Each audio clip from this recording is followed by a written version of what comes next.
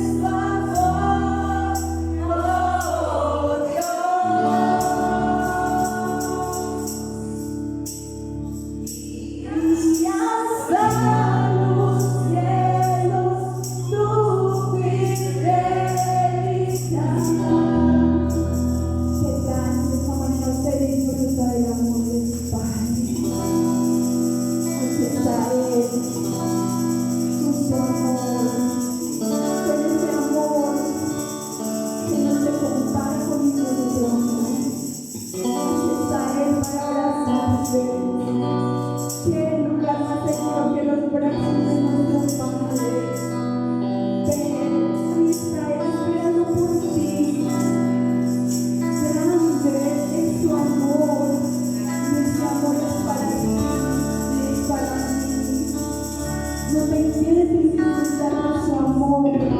En Él encuentras todo lo que tu alma necesita. Si viniste cansado, si viniste agobiado, si viniste triste, sin esperanza, corre a los brazos del Padre, porque ahí está Él, para acariciarte, para amarte.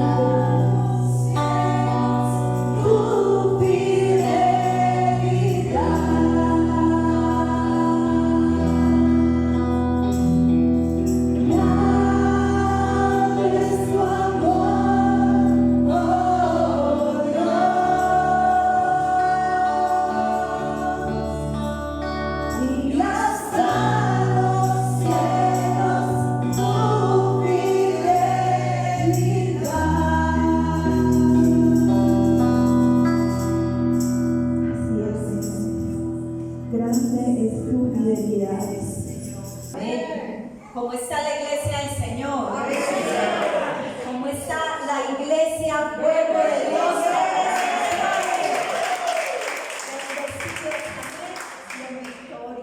En victoria. Porque a pesar de que no veamos, a pesar de que muchos hoy están esperando esa respuesta, a pesar de que hay diagnósticos contrarios, hay tal vez falta de provisión, tal vez, no sé cuál sea tu situación, pero yo hoy te quiero decir que en Cristo somos más que vencedores, que somos más que ganadores, somos más que victoriosos y que nada ni nadie nos podrán separar del amor de Dios que es en Cristo Jesús, Señor nuestro. Amén. Amén. Gloria a Dios. Señor, te queremos dar gracias por tu palabra en esta mañana. Señor, yo te doy gracias por cada uno de mis hermanos, Señor, que hoy están en este lugar, Señor. Señor, gracias porque tú conoces sus vidas, porque tú conoces sus corazones, tú conoces sus temores, tú conoces sus necesidades, Señor. Señor, pero aquí estamos, Padre, venimos a tus brazos, venimos y corremos a ti, Señor, porque tú eres nuestro Padre bueno. Señor, gracias, y traemos toda carga, traemos toda angustia, traemos toda tristeza a tus pies, Señor. A una enfermedad la traemos delante de ti, creyendo, Señor, a tus promesas, Padre. Gracias porque tú estás con nosotros, Señor. Señor, gracias. Aunque pase por el fuego no me quemarán, y aunque pase por el agua no me anegarán, ni la llama arderá en mí, Señor. Gracias porque creemos que en medio de esa dificultad, que en medio de esa tormenta, Señor, tú intervienes, Padre. En medio de esa situación que tú estás viviendo, el Señor interviene de una manera poderosa como solo Él lo sabe hacer, porque Dios y nuestro Señor aún sigue calmando la tormenta, Él aún sigue calmando esa tempestad, y Él hoy le dice a esa tempestad: calla y enmudece, en el nombre poderoso de Jesús. Amén y amén. Gloria a Dios. Démosle un fuerte aplauso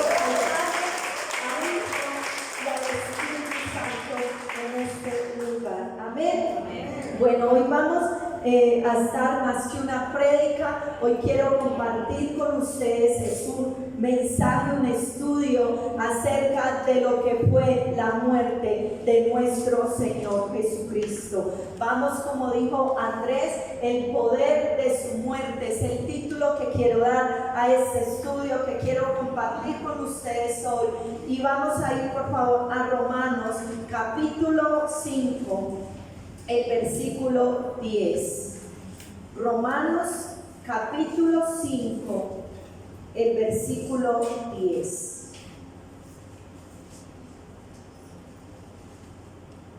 Amén.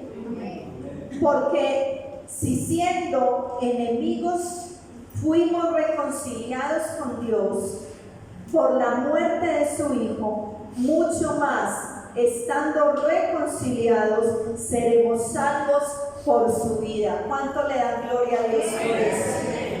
Gracias, Señor Jesús, porque si siendo enemigos fuimos reconciliados con Dios por la muerte de su Hijo, mucho más, estando reconciliados, seremos salvos por su vida.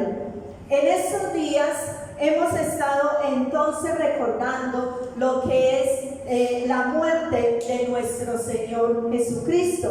Y personalmente creo que es uno de los acontecimientos más gloriosos y más poderosos que podamos o que el mundo pudo experimentar. Porque otro acontecimiento glorioso fue cuando Jesús, siendo Dios, estando allí en la gloria eterna con su Padre, estando en esa comunión, estando en esa intimidad, estando en esa relación con su Padre, cumplido el tiempo, Él viene a este mundo y nace como un bebé indefenso en un pesebre, y allí nace y allí crece y empieza su misión. Ese fue un acontecimiento glorioso, y otro es cuando Jesús muere en aquella cruz, pero también cuando vence la muerte, cuando vence el pecado y el Espíritu Santo lo levanta entre los muertos, y hoy Jesús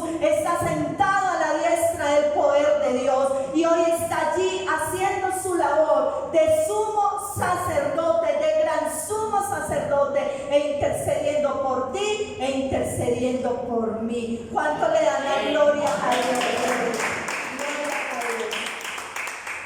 Muy bien, ese acontecimiento para muchos en este tiempo que Jesús estaba caminando sobre esta tierra, que Jesús estaba allí ejerciendo su ministerio terrenal, ese acontecimiento entonces para muchos pasó inadvertido. Incluso muchos de aquellos que Jesús sanó estaban ese mismo día allí diciendo: crucifícale, crucifícale, porque su mismo pueblo, su misma raza había sido influenciada y se había dejado comprar por los sacerdotes, por los fariseos, porque el propósito de ellos era matar a Jesús, ¿cierto?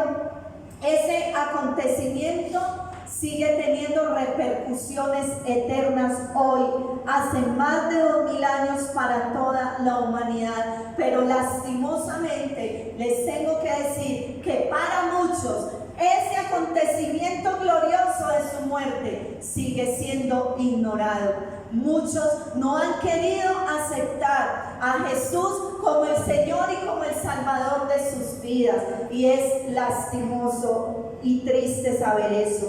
Vamos a empezar entonces diciéndoles, o quiero empezar diciéndoles algo acerca de esta reflexión que hoy vamos a estudiar.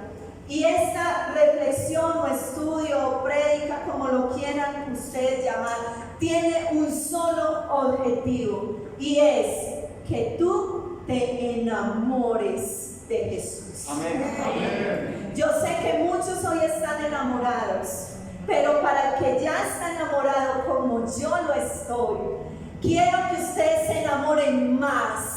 Amén. Y más de la hermosa persona de Jesús. Y para el que aún todavía dice: no siento como eso, la invitación es: enamórate de Jesús. ¿Sabes por qué? Porque nadie te podrá amar como Jesús te ama. Muchos buscan el amor en muchas cosas, en personas, en el licor, no sé, en muchas cosas, pero el amor de Jesús está disponible para ti. Él te ama como nadie en este mundo te podrá amar. Nadie. Porque yo sé, yo amo a mi esposo me ama, pero como el amor de Jesús no hay otro. Si tú tienes ese vacío en tu corazón, yo hoy te invito para que te enamores de Jesús, porque te digo algo: ya Él está enamorado de ti. Ya Él está enamorado de ti.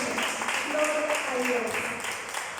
Vamos a mirar 3 puntos acerca de lo que fue la muerte de nuestro Señor Jesús. Y quiero comenzar con el primero. y es que Jesús puso su vida, ahí nadie se la quitó. Jesús puso su vida. Y quiero que vamos a Juan capítulo 10, el Evangelio de Juan capítulo 10, versículos 17 al 18. Juan 10, versículos 17 y 18 dice: por eso me ama el Padre, porque yo pongo mi vida para volverla a tomar. Nadie me la quita, sino que yo de mí mismo la pongo. Tengo poder para ponerla y tengo poder para volverla a tomar. Este mandamiento recibí de mi Padre. Hermoso. Si nosotros profundizamos en estas palabras de nuestro Señor Jesucristo, Él aquí dice una verdad tan grande, tan profunda, porque aquí Jesús está diciendo: yo pongo mi vida, nadie me la quita. Ni el sumo sacerdote Caifás se la quitó, ni Herodes se la quitó, ni Poncio Pilato se la quitó, ni el pueblo se la quitó. Él mismo puso su vida. Él la puso por amor. Él la puso para que tú y yo hoy tengamos vida y vida en abundancia. Jesús puso su vida en aquella cruz. Él se presentó como esa ofrenda agradable, como ese cordero sin mancha, preparado desde antes de la fundación del mundo. Pero Él toma la decisión de poner su vida. Estos, todo el pueblo, todo fue instrumentos para llevar a cabo ese propósito, para llevar a cabo ese glorioso momento cuando Jesús muere en esa cruz. Pero ellos solo fueron instrumentos, y ahora vamos a hablar un poquito más de eso, porque Jesús mismo la puso y Él dijo: y yo la pongo, y yo tengo poder para ponerla, pero también tengo poder para volverla a tomar. Tengo poder para volverla a tomar. Es necesario entonces precisar que desde el principio el Señor Jesús sabía que Él iba a poner su vida. Y desde Génesis, el capítulo 3, el versículo 15, dice que es la primera promesa que hay de redención. Desde el mismo momento en que el hombre en el jardín del Edén peca, ahí entra Dios y viene a presentarnos ese plan de salvación, ese plan de redención para la humanidad. Pero dice en Gálatas capítulo 4 que cuando fue el cumplimiento del tiempo, Dios envió a su Hijo. Ni un día antes ni un día después. Era el día determinado del cielo, en que ya estaba escrito en el cielo, ya estaba decretado, cuando el Padre le dice a Jesús: Hijo, ha llegado la hora, debes ir ya a nacer. Y el que hizo, nos dice Filipenses capítulo 2, desde el versículo 11, se despojó a sí mismo, aun siendo Dios, pero no estimó el ser igual a Dios como cosa a que aferrarse. Qué hermoso es. Jesús, en obediencia, viene y cumple con esta gran misión que el Padre le ha entregado. Lo que Cristo logró en aquella cruz es verdaderamente extraordinario. No tiene ninguna comparación, porque lo que Cristo logró, ni siquiera nosotros hoy podemos tener palabras para expresar todo aquello lo que Cristo logró en esa cruz. El tratamiento de nuestros pecados en la cruz es una obra cuyo diseño es divino, es sobrenatural, porque ningún otro hubiera podido hacer lo que Jesús hizo. No había otro quien lo pudiera hacer. No fue un nombre, y quiero que en esta mañana tú entiendas eso, que cuando Cristo muere en esa cruz y que Él pone su vida, no era un simple mortal el que estaba muriendo en aquella cruz. Era el mismo Dios hecho hombre, muriendo en esa cruz. Era el mismo Dios, pagando un precio por los pecados nuestros. Amén. Amén. Gloria a Dios. No fue un ser creado quien muere en esa cruz, sino el eterno, destinado desde antes de todas las cosas, tal cual lo declara Pedro. Miremos qué nos dice Pedro, primera de Pedro 1, versículos 18 al 19. Vamos a leer primera de Pedro 1.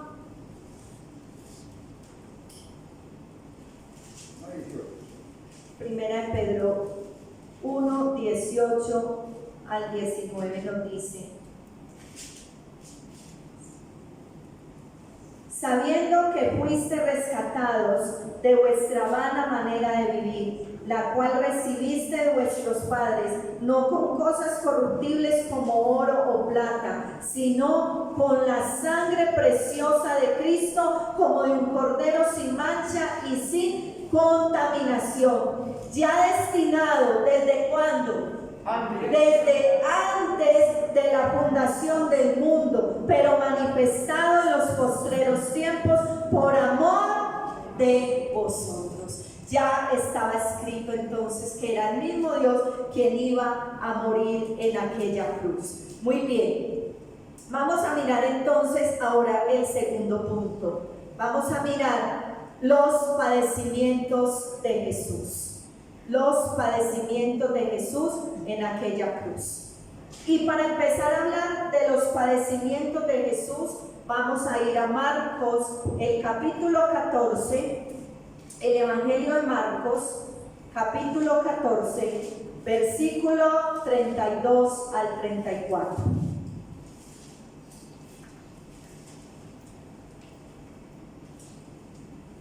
¿Estamos ahí?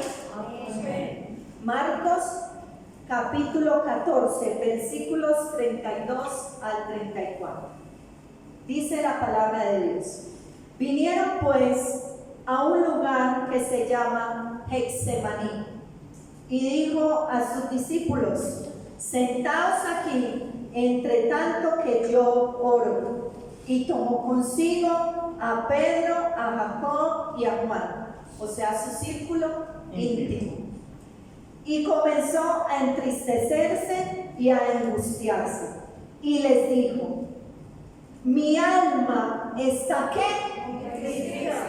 Muy triste. ¿Hasta qué?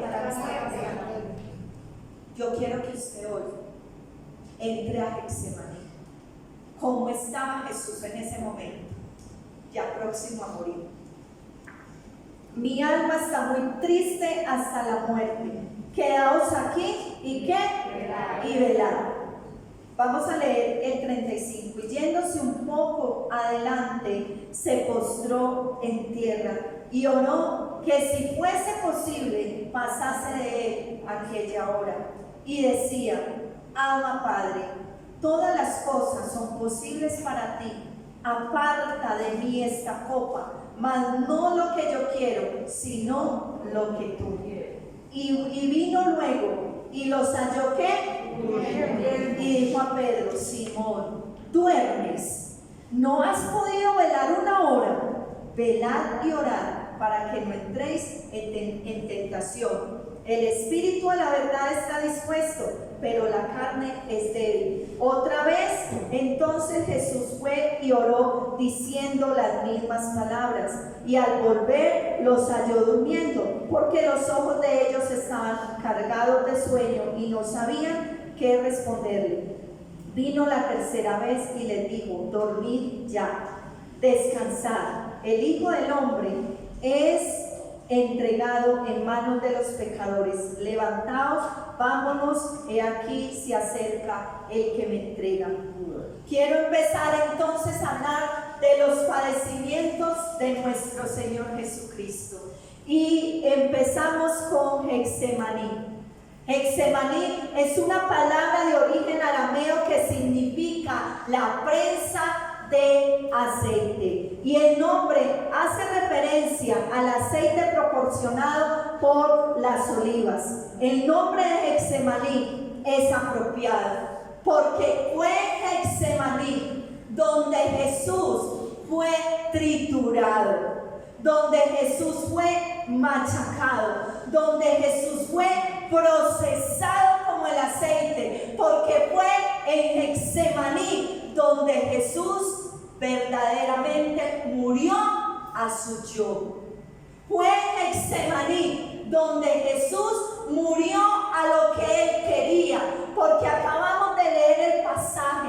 Y si vemos en otro pasaje nos dice que Jesús fue 3 veces y oró en angustia y le decía al Padre: Padre, pasa esta copa. ¿Cuál era la copa que Jesús le decía al Padre que pasara? ¿La qué?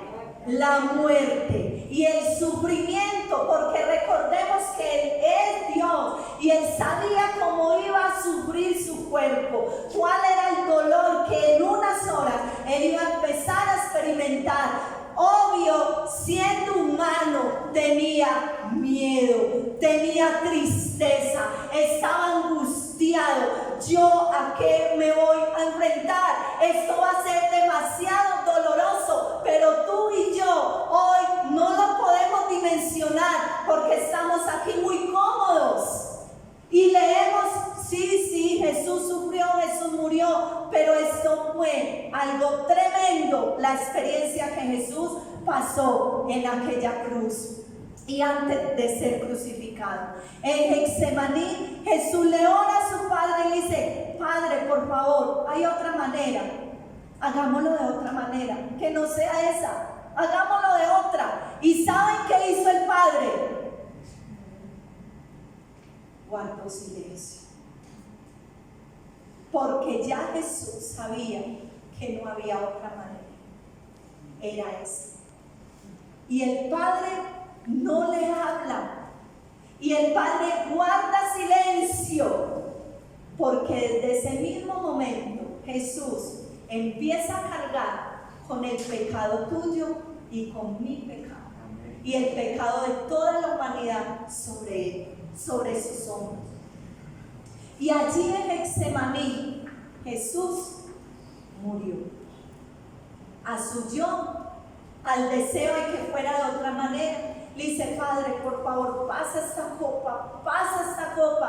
Pero que le dice: está bien, no se haga como yo quiero, hágase como tú quieres. Hágase como tú quieres. Aquí me rindo, aquí estoy, Señor. Y esa copa, Él se la bebió. Y saben que lo más hermoso, cuando Él bebe esa copa, es que en el fondo de esa copa te vio a ti y me vio a ti. ¿Y sabes qué? Vale la pena. ¿Por qué te vio hoy acá? Porque Él te vio cuando tú lo aceptaste como el Señor de su vida. Porque Él te vio cuando oras. Él desde antes vio tu nombre y dijo: vale la pena morir, vale la pena morir. Pero nosotros no valoramos muchas veces ese sacrificio de Jesús en esa cruz. El estado de Cristo en ese Getsemaní era tan triste, tan tremendo era el estado de angustia, del estrés emocional en que Jesús se encontraba, que dice, solo Lucas registra esto, porque Lucas era médico y como médico él es el único que lo registra, y nos dice Lucas que el sudor de Jesús era gotas de sangre. Eran gotas de sangre. Y eso en la ciencia, que está mi hermana Sandra, que es enfermera, dice que eso es conocido como hematohidrosis, ¿sí? Y esto se da cuando hay una gran tensión emocional, cuando hay un miedo atroz. Jesús sintió temor, como lo sentimos nosotros. Pero Jesús no se dejó vencer del temor. Jesús fue allá y venció el temor. Así es. Esa sangre entonces, ese sudor que él derramaba, desde ese momento, amada iglesia, Jesús empieza a derramar su sangre. Desde el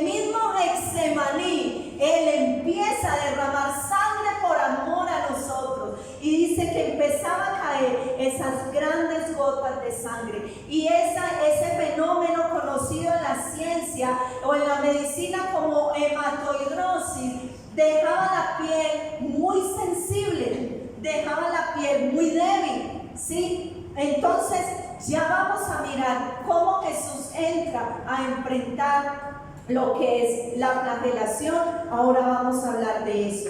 Pero hay algo también que nos dice, y es Lucas capítulo 22. Vamos a ir a Lucas 22. Lucas 22, versículos 43 y 44.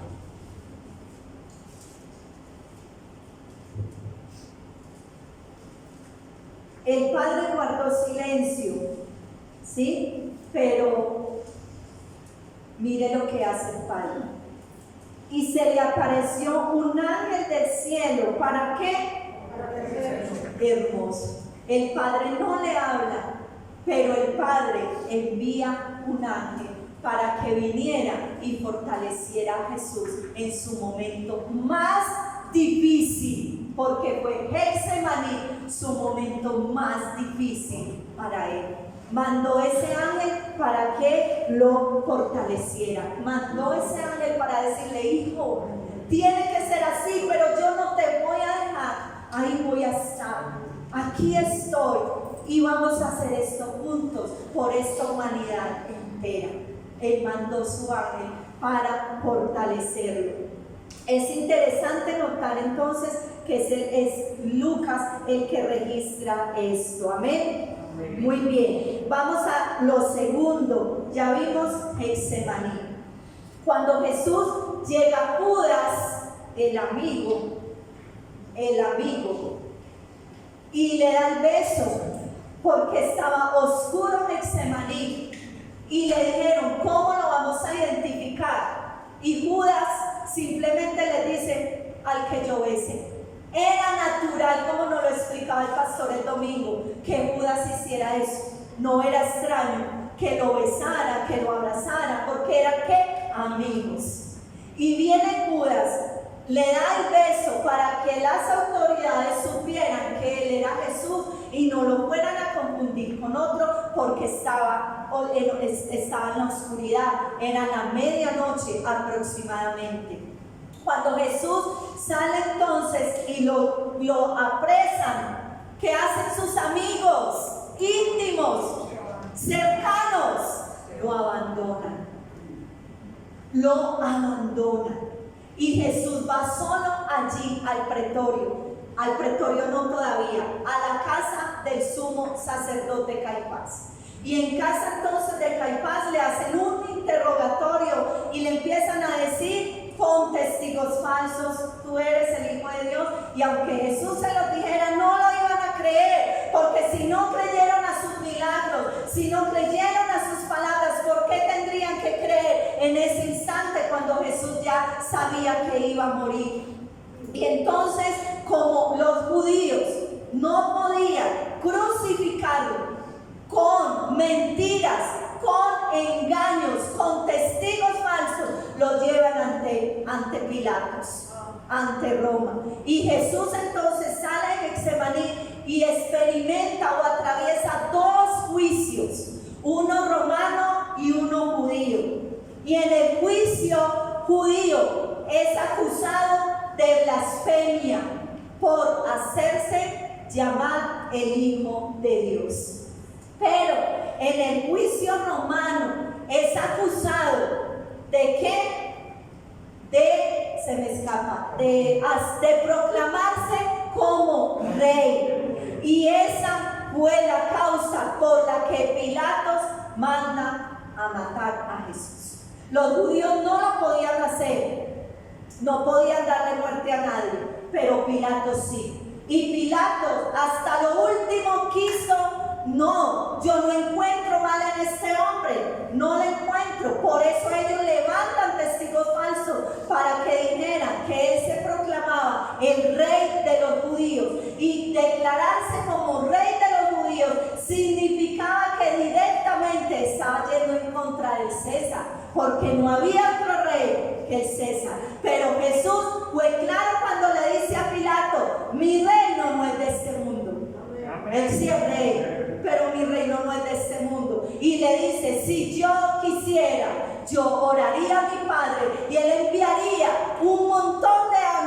a rescatarme.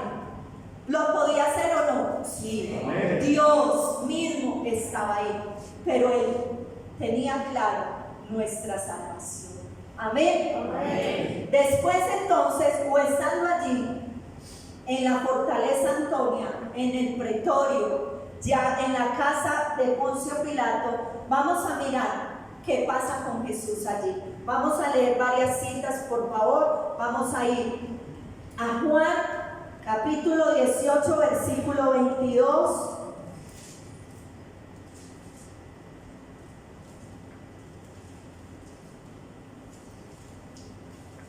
Juan 18,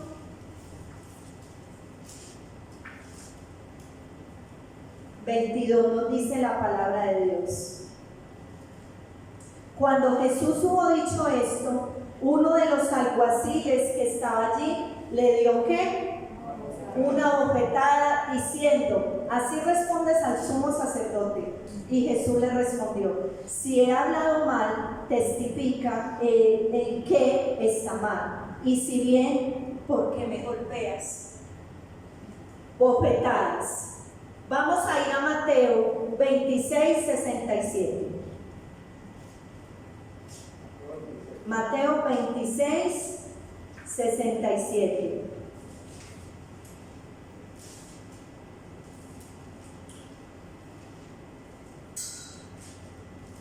Dice: entonces le escupieron el rostro y le dieron puñetazos y otros bofetadas. Y ahí mismo en Mateo, pasemos a Mateo 27, 30. Y escupiéndole, tomaban una caña y le golpeaban la cabeza. El martirio de Jesús antes de llegar a ser crucificado, que no dice la palabra, lo escupían, le pegaban con un palo en la cabeza, le daban bofetadas, le daban puñetazos. Y usted sí sabe quiénes le daban esas puñetazos y esas bofetadas. Los soldados romanos, que eran una cosa así, grandes, fuertes, y cada uno pasaba, y una compañía era aproximadamente 400 soldados, y cada uno pasaba y le daba un puño o le daba con un palo. Yo quiero que usted hoy dimensione el sacrificio de Jesús, el amor tan grande que Jesús tiene por ti y por mí para pagar ese precio. Recordemos que Jesús fue arrestado de noche, llevado entonces a la corte, y allí llega a ser condenado. Allí entonces luego viene lo que es la flagelación. Después de darle esos golpes, ya venía Jesús con su piel sensible por lo que había pasado en Getsemaní. Ya había puesto toda una compañía a darle golpes. Ahora viene otro más, y es la flagelación. Vamos ahí mismo en Mateo 27, 26. Dice: entonces le soltó a Barrabás, y habiendo azotado a Jesús, le entregó para ser crucificado. Era costumbre que en la Pascua los romanos, por congraciarse con el pueblo, le soltaran a un preso, ¿sí? Y estaba preso Barrabás, que era un ladrón, había intentado hacer una revolución contra Roma, había matado mucha gente, y viene Barrabás, pone a Jesús a un lado, a Barrabás en el otro, viene Poncio Pilato y le dice al pueblo: ¿a quién quiere que le suelte? ¿A Barrabás o a su rey, al rey de los judíos? Y todo el pueblo prefiere ¿a quién? A Barrabás. Cuando era un homicida, pero Jesús, que les había dado de comer, que había sanado a los leprosos, que había sanado a los ciegos, que había hecho grandes maravillas, había resucitado muertos, dijeron a él: crucifícalo. Pero antes de ser crucificado, o antes de ir a la crucifixión, lo que experimentó Jesús fue la flagelación. Y la flagelación era un preliminar romano ejecución. Antes de alguien allí en Roma ser ejecutado, lo primero que hacían era latigazos. Le daban latigazos. Entonces, preliminar legal para toda ejecución romana. Jesús fue azotado severamente en el pretorio. Severamente, porque por ley eran 40 azotes, pero con Jesús se ensañaron. ¿Y saben por qué? Porque detrás de eso estaba Satanás, haciéndole sufrir, porque recordemos que en Génesis 3:15 dice que Jesús le heriría la cabeza, pero que Satanás lo heriría ¿dónde? En el calcañar. Así era que para Jesús no iba a ser fácil. Y ahí estaba Satanás derramando todo su odio, derramando toda su rabia contra Jesús, porque lo que Satanás no sabía era dos cosas. Una, que mientras Jesús derramara más sangre, más gracia, tú y yo recibiríamos de parte de Dios. Más gracia, más gracia. Y lo segundo, que Satanás nunca pensó era que al tercer día Jesús se iba a levantar de iba a vencer a la muerte, iba a vencer la cruz, iba a vencer el pecado. Satanás no sabía, por eso lo martirizó, lo mató, porque él pensó que ahí se iba a quedar. Pero Cristo venció, venció, y hoy está sentado a la diestra del poder de Dios, coronado de gloria, coronado de majestad. Está con todos los ángeles cada día diciéndole que Él es 3 veces santo y que no hay otro como Él. Y en Apocalipsis nos dice, cuando Juan vio la visión, dice que Juan lloraba porque se preguntó en el cielo quién era el digno de abrir el rollo, y no se encontró ninguno, pero le dice: he aquí el Cordero, el que venció, es el único digno de abrir el rollo. Él venció, y si Él venció, nosotros venceremos con Él. Nosotros venceremos con Él. La gloria y la honra sean para ti, mi Jesús amado. La gloria y la honra solo para ti. Gloria a Dios. Después de ser flagelado severamente allí, lo amarraban a un poste, era el poste de la flagelación. Lo ponían, le quitaban su ropa, una humillación tremenda.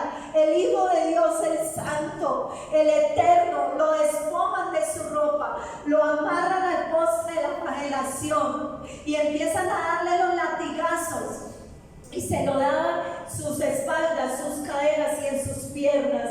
Era la parte donde era flagelado severamente. Y lo que usaban para flagelarlo era un látigo conocido como flagelum. Y era un látigo que tenía 7 lazos, y en la parte de abajo tenía una esfera de hierro, pero en esa esfera de hierro le metían o le incrustaban huesos de oveja, así que cuando le pegaban a Jesús, el látigo se venía con toda su piel. Con toda su piel se venía. Entonces fue algo tremendo, porque se cree que Jesús no le dieron 40, a Él le dieron mucho más que 40. Cuando ya entonces Jesús está allí flagelado, lo que hacen luego es ponerle un manto púrpura, un manto, y lo que empiezan a hacer es a burlarse de Él. Le ponen su corona de espinas. Vamos a mirar ahí Mateo 27-29. Y pusieron sobre su cabeza una corona tejida de espinas y una caña en su mano derecha, e hincando la rodilla delante de él, le escarnecían diciendo: salve, Rey de los judíos. Y escupiéndole, tomaban la caña y le golpeaban la cabeza. Después de haberle escarnecido, le quitan el manto, le ponen sus vestidos y lo llevan para ser crucificado.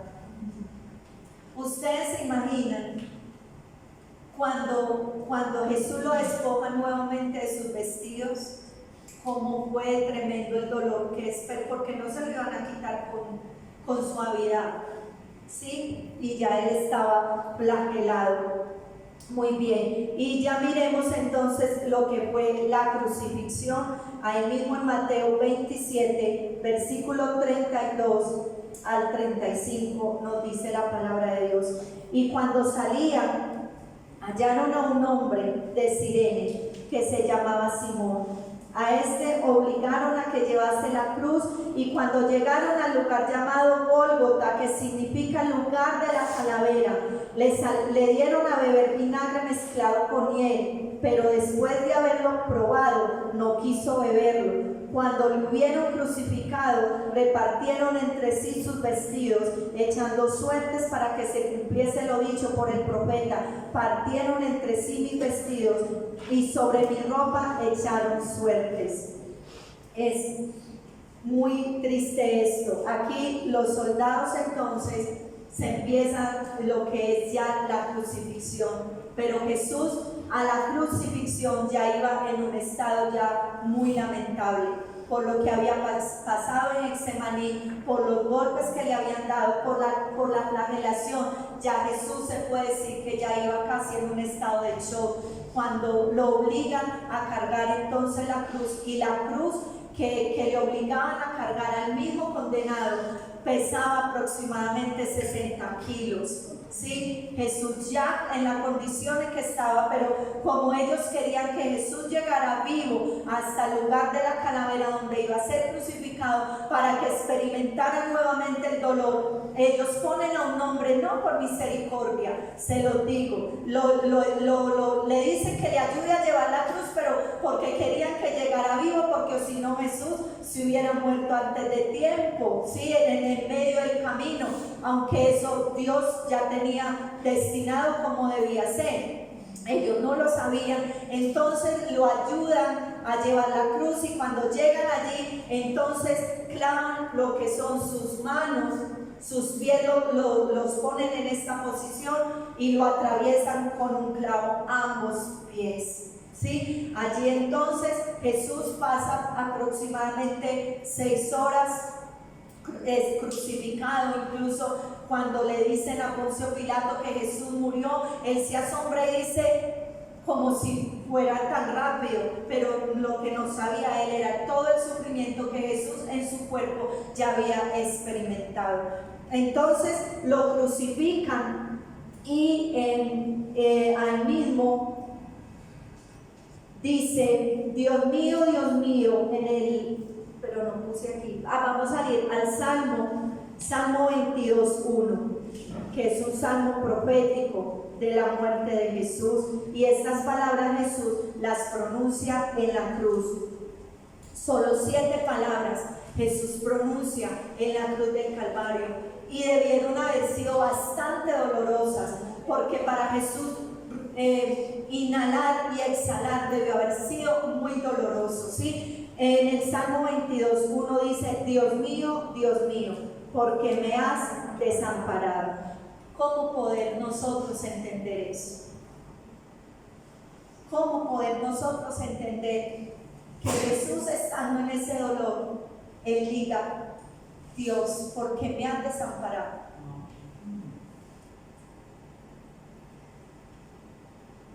Perdón, pero siempre que explico esto, estaba solo. y no es que su padre lo quisiera dejar, porque el padre ama al hijo, pero en ese momento Jesús tenía todo el pecado de la humanidad encima. El que no conoció pecado, por nosotros se hizo pecado, y todo ese peso del pecado, y no es porque el Padre lo quisiera dejar, que quede claro eso, pero recordemos que el Padre es santo, Él es 3 veces santo, y Él no podía mirar ni siquiera ese pecado que Jesús estaba llevando sobre sí por nosotros. porque ese lugar de esa cruz, ahí debía estar crucificada yo, ahí debía estar crucificado tú, pero Jesús nos hizo un lado y tomó nuestro lugar, porque hoy no disfrutamos de su amor, porque hoy lo seguimos rechazando, porque hoy no vivimos la vida que Él quiere que vivamos, si a Él le costó tanto toda su sangre. Y creo que el dolor más grande de Jesús, más que sus heridas físicas, fue no sentir la presencia de su Padre. No sentir a su Padre, porque Él mismo decía que Él y el Padre eran uno. Y no sentirlo en ese momento debe haber sido terrible para Él, sentir esa separación.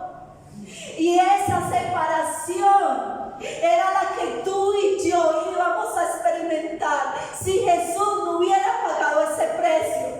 Pero hoy nosotros podemos tener comunión con el Padre.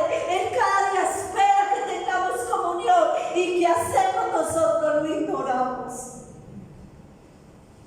Lo ignoramos. Que el Señor nos ayude. Que el Señor nos ayude. En Lucas, volvamos a Lucas 23.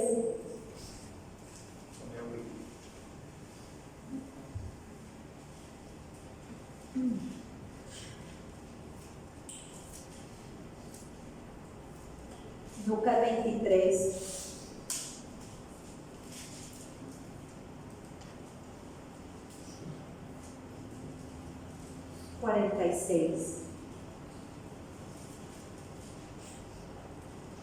Nos dice la palabra de Dios. Entonces Jesús, clamando a gran voz, dijo: Padre, en tus manos encomiendo mi espíritu. Y habiendo dicho esto, murió. Jesús murió. ¿De qué murió? Pudo haber sido un paro cardiorrespiratorio, pudo haber sido por una arritmia, pudo haber sido, no sé. La muerte de Jesús fue multifactorial, pudo haber sido de muchas cosas, ¿sí? Lo que importa no es saber de qué murió, sino que murió, y que por su muerte nosotros tenemos vida eterna. Amén. Eso es lo que creemos.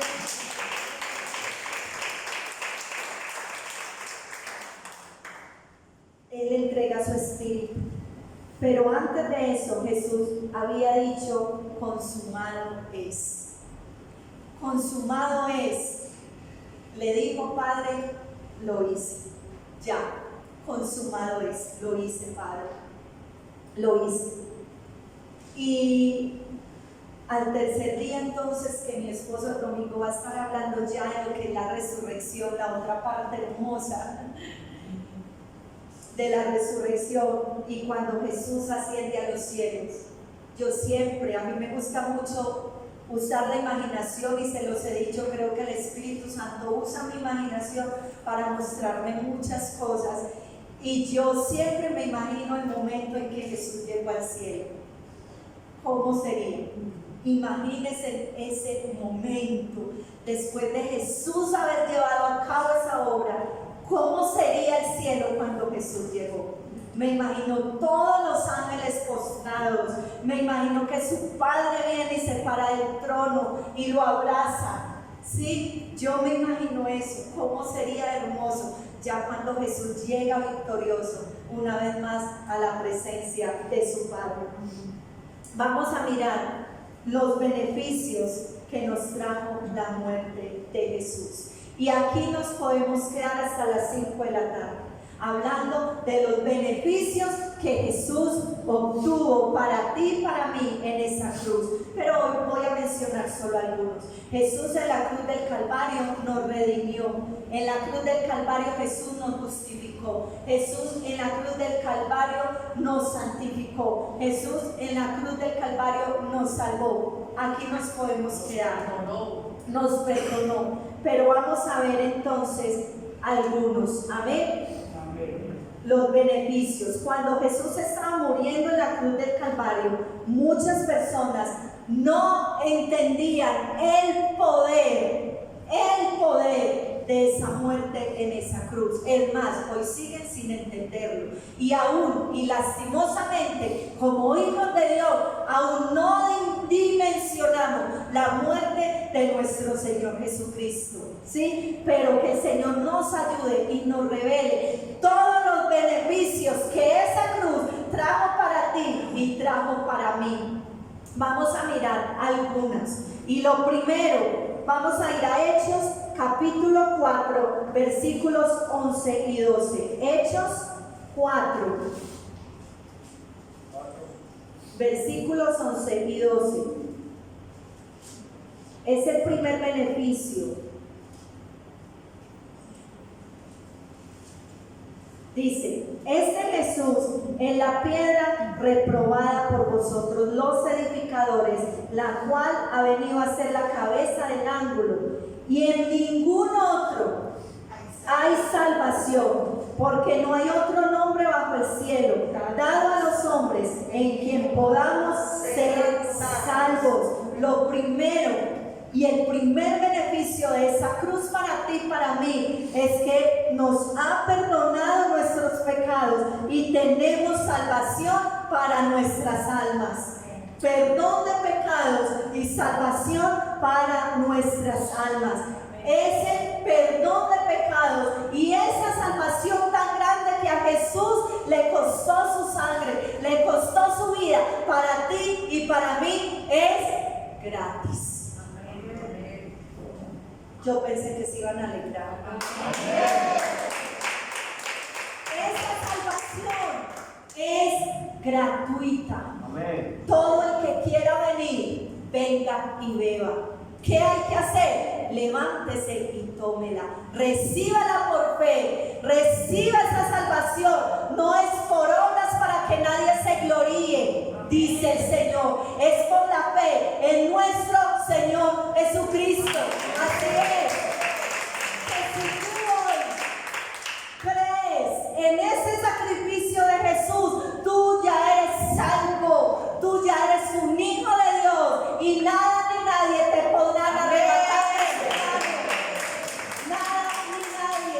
Lo que demanda el Señor es que tú empieces a vivir esa vida de santidad. Es que tú empieces a vivir como un hijo de Dios.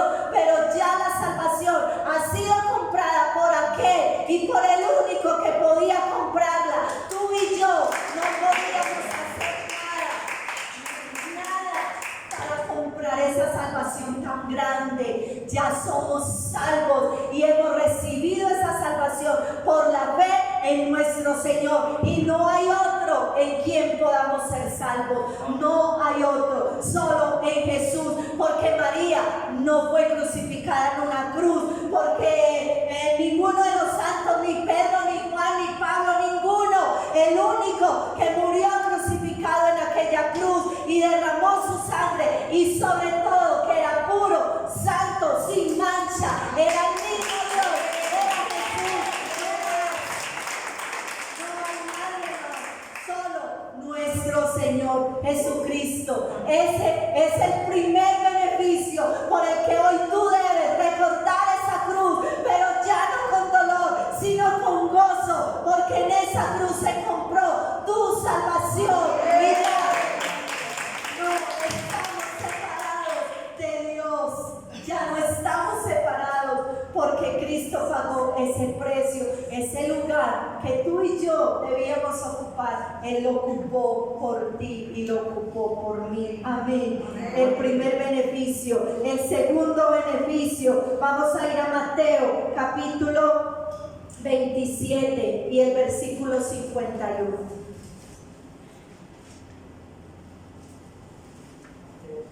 27, versículo 51.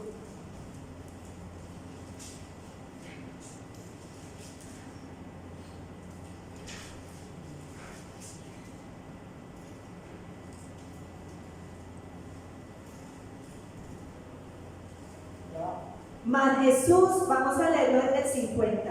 Mas Jesús, habiendo otra vez declarado a gran voz, entregó el Espíritu.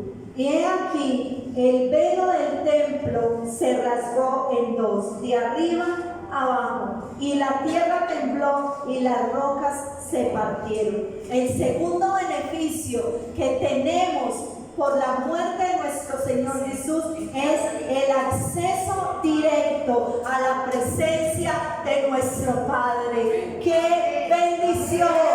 ¡Qué bendición! No hay nada ni nadie que nos impida entrar directamente a la presencia de nuestro Padre, porque aquí nos dice la palabra que inmediatamente Jesús muere en esa cruz, se rasga el velo, ¿sí? Se rasga ese velo. El velo del templo, para que entendamos un poquito más, el velo del templo excluía la entrada al lugar santísimo. Era una cortina gruesa que dividía entonces el lugar santo del lugar santísimo. Estaba en la mitad.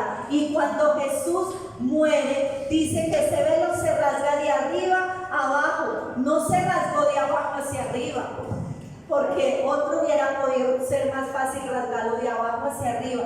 Se rasga de arriba, sí, porque el que estaba haciendo esa obra era el que vino de arriba, no era ningún hombre, era el que había venido de arriba a hacer esa obra, a romper ese velo, para que tú y yo podamos tener esa entrada libre delante del trono de la gracia para alcanzar el oportuno socorro. A ese lugar santísimo entraba solo el sumo sacerdote, y entraba una vez al año, solo una vez al año. Y cuando el sumo sacerdote iba a entrar al lugar santísimo, a él lo amarraban a una cuerda, ¿sí? Y él entraba con un sacrificio, con la sangre de un corderito, para ofrecerlo para el perdón de los pecados del pueblo. Pero cuando Dios no aceptaba ese sacrificio que el sumo sacerdote presentaba allí, él moría inmediatamente, y por eso tenía amarrado ese cordón para que los que estaban afuera lo pudieran arrastrar, porque nadie podía entrar a ese lugar santísimo. Pero hoy nosotros tenemos entrada libre al lugar santísimo. Tenemos nuestra entrada libre. El sumo sacerdote entraba solo una vez al año a presentar un sacrificio. Por la muerte de Jesús, nosotros podemos entrar a cualquier hora, en cualquier lugar, en cualquier momento. Tú puedes entrar a los brazos de tu Padre. Tú puedes entrar a los brazos de tu Padre. Es hermoso esto. Muy bien. Vamos para el tercer beneficio de la muerte de nuestro Señor Jesús, y es la sanidad. Sanidad. Vamos a ir a Isaías 53. Profeta Isaías, capítulo 53, versículos 4 y 5. Dice la palabra de Dios: ciertamente llevó él nuestras enfermedades y sufrió nuestros dolores, y nosotros le tuvimos por azotado, por herido de Dios y abatido. Mas él herido fue por nuestras rebeliones, molido por nuestros pecados, y el castigo de nuestra paz fue sobre él, y por su llaga fuimos nosotros curados. Fuimos nosotros sanados. Es otro beneficio que tenemos en aquella cruz. Mire lo que dice: si has venido con un dolor, ese dolor no es tuyo, porque Jesús ya lo clavó en esa cruz del Calvario. Toma tu sanidad, recibe la sanidad, cree la sanidad. Hay que creer, mis amados hermanos, y aquí les digo, la salvación es gratis, es por fe, es por gracia. Pero estos otros y la entrada libre en cualquier momento lo podemos hacer. Pero los 4 beneficios que voy a dar a continuación, hay que pelearlos. Hay que pelearlos, ya están dados, pero es tu decisión si lo tomas o no lo tomas. Porque muchas veces con la sanidad, hasta lo último, pelea por tu sanidad. Pelea por esa sanidad. Que yo tengo un dolor, que tengo eso, pues hasta lo último, porque como hijos de Dios ya creemos a la promesa que por su llaga ya hemos sido sanos. Así es de que peleamos por esa bendición de la sanidad hasta lo último, porque como hijos de Dios estamos llamados a declarar vida y no muerte, salud y no enfermedad. Amén. Y con eso no quiere decir que no vamos a estar enfermos. No quiero decir eso. Obvio, estamos en un cuerpo que se debilita, que se enferma, pero en medio de esa situación yo creo a tu promesa de sanidad, Señor. Yo creo a tu promesa de sanidad. En el nombre de Jesús, toda enfermedad, toda dolencia, sin importar su ramificación, su tamaño o gravedad, toda quedó cancelada en la llaga de Jesús. Y también sanidad emocional, sanidad del alma, sanidad del espíritu, que muchas veces aún duele más que una sanidad física.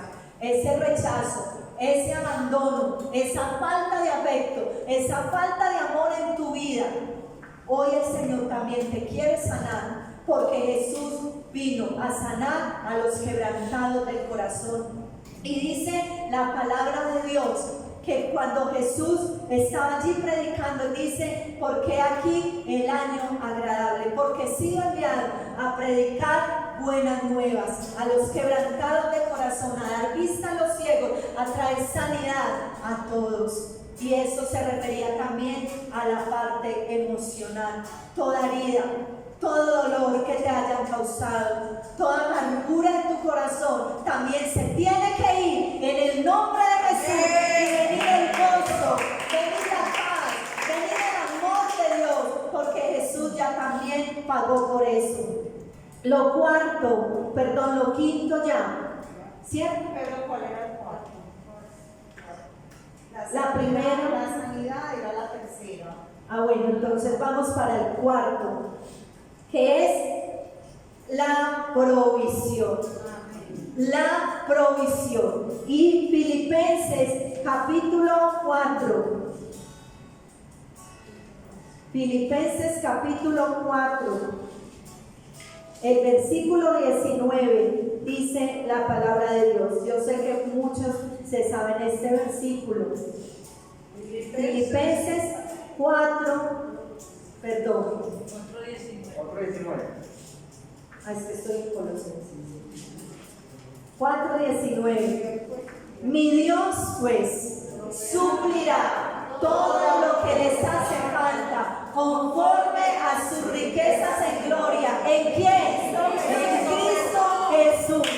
La provisión de Dios sobre tu vida, su provisión nunca falla. La provisión de Dios no es limitada, porque lo da todo abundantemente, abundantemente y sin reproche. La provisión de Dios no tiene fecha de vencimiento. La provisión de Dios está a tu alcance, porque Jesús ya también pagó por ella. Amén. Amén. La provisión, el Señor va a proveer todo lo necesario para nuestras vidas.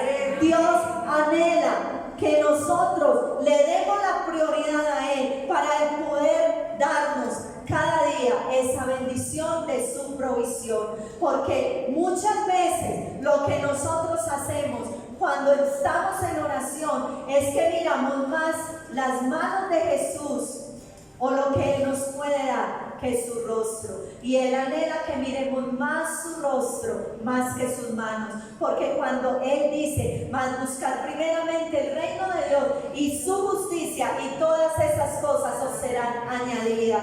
Busquémoslo a Él y todo lo demás vendrá por añadidura.